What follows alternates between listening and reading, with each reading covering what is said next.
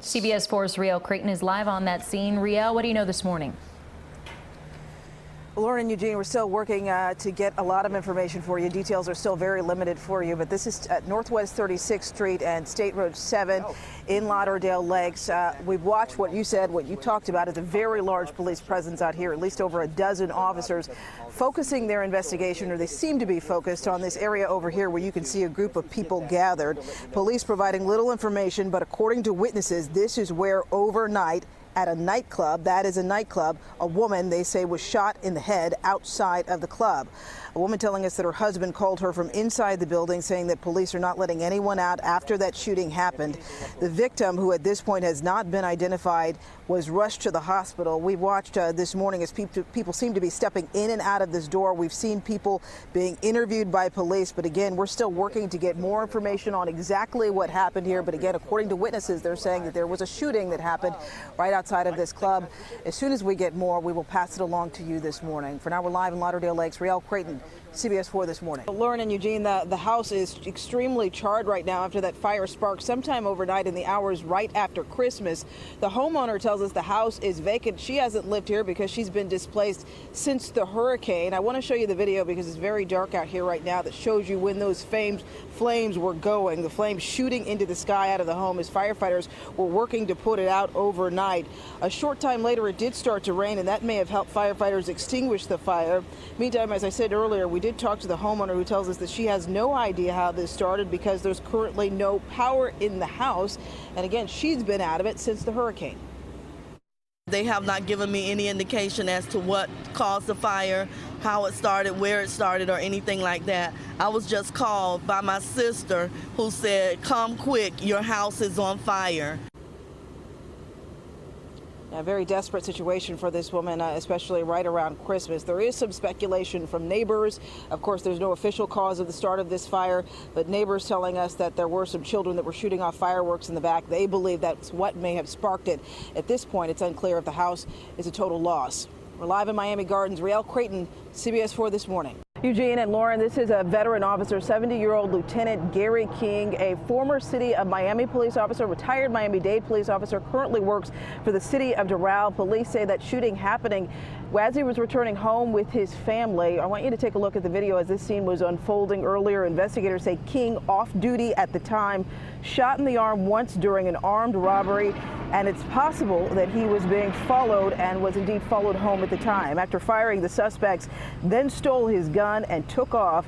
Multiple agencies responded to this. Police now on the hunt for 2, possibly 3 men. Take a listen.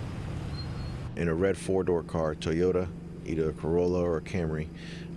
They're armed and they're brazen enough to be able to commit this type of act. They will be considered armed and dangerous. Yes, investigators say the suspects took off with King's service weapon, so indeed they are armed with the officer's own gun at the very least. Police asking anyone with information to come forward. Call Miami-Dade Crime Stoppers. That number, 305-471-TIPS. We're live on Palmetto Bay. Riel Creighton, CBS 4 this morning. Okay. For a mother who's lost her baby, this kind of pain, They took my baby. just about unbearable. Dorothy Williams struggling through tears, struggling for words. This is grief, a mother begging. Just tell it, just tell. And a family pleading to break the silence. Just think about if this was your family, if this was your brother or sister or child. Think about that. How would you feel? It's been barely a week since 2-year-old Carnell Williams Thomas was shot and killed near his home riding his scooter outside in the common area of the Arthur Mays Villas apartment complex in southwest Miami-Dade. Both this family and police believe someone here knows something. Those are the people that need to come out and say something. If you saw this and you saw that, come out and say something. Police say they know the little boy wasn't the intended target, and neither was Lachelle Williams, Carnell's sister, shot in the leg just a year ago near the same spot where her little brother was killed.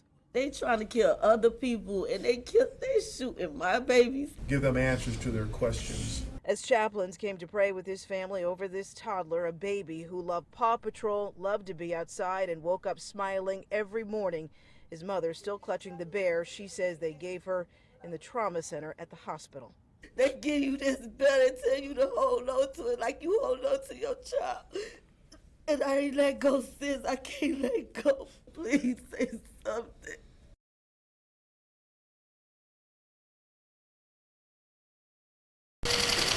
It's what Sarah Lemons had been waiting to hear for 6 long weeks. It was hard. It was very depressing.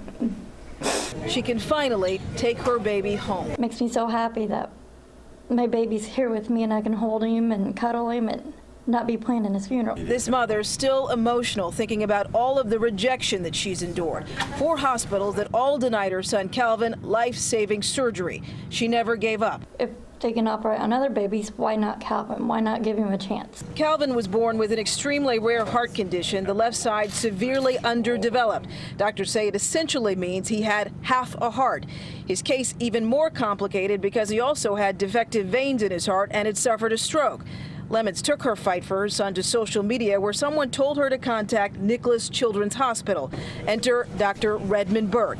Calvin's case accepted after everyone told her, your baby is inoperable. We hate that word here, and we felt like we could find a way. Burke and his team performing the complex procedure on this very tiny person, one of the highest risk patients they'd ever taken on. We rebuilt his heart in a 5-hour operation, and he survived it. Lemons believes they did more than fix Calvin's heart. They also saved hers. You gotta remember, how powerful prayer is, and my baby's here today because of me and Dr. Burke for doing the operation when no one else would. Well, you found us. You found us. Calvin's mother has been at his side for nearly every minute of his stay here at the hospital. Doctors say he will require at least 2 more surgeries, but his prognosis is excellent.